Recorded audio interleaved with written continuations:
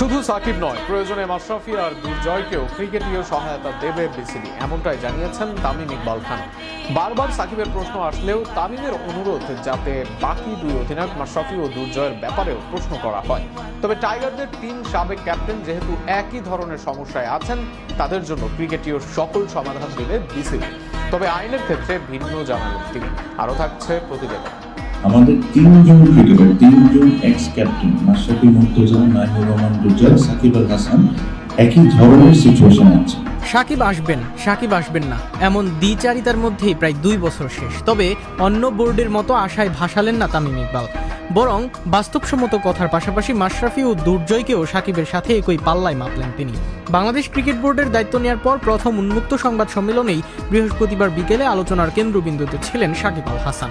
তবে তামিম স্পষ্ট করে জানিয়ে দেন, শুধু সাকিবকে ঘিরেই আলোচনায় সীমাবদ্ধ রাখা ঠিক নয়। তিনি বলেন, গত 1-1.5 বছর ধরে প্রায় সব আলোচনাতেই সাকিবের নাম ঘুরে ফিরে আসছে, অথচ একই ধরনের পরিস্থিতিতে রয়েছে আরও 2 জন সাবেক অধিনায়ক, মাশরাফি বিন মুর্তজা এবং নাইমুর রহমান দুর্জয়। তাই প্রশ্ন করার সময় এই 3 জনকেই সমানভাবে বিবেচনায় আনার আহ্বান জানান তিনি। তামিমের মতে একজনকে আলাদা করে আলোচনায় রাখা বাস্তবতার সঙ্গে সঙ্গতিপূর্ণ নয়, বরং দেশের ক্রিকেটের জন্য অবদান রাখা এই 3 জনকেই একই দৃষ্টিতে দেখা উচিত।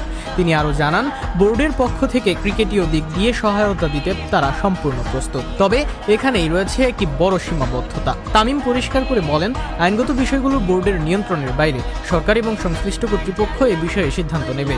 তারপরেও যদি এই 3 জন নিজেদের সমস্যার সমাধান করে ফিরে আসতে পারে, তাহলে ক্রিকেট বোর্ড তাদের দুহাত বাড়িয়ে স্বাগত জানাবে।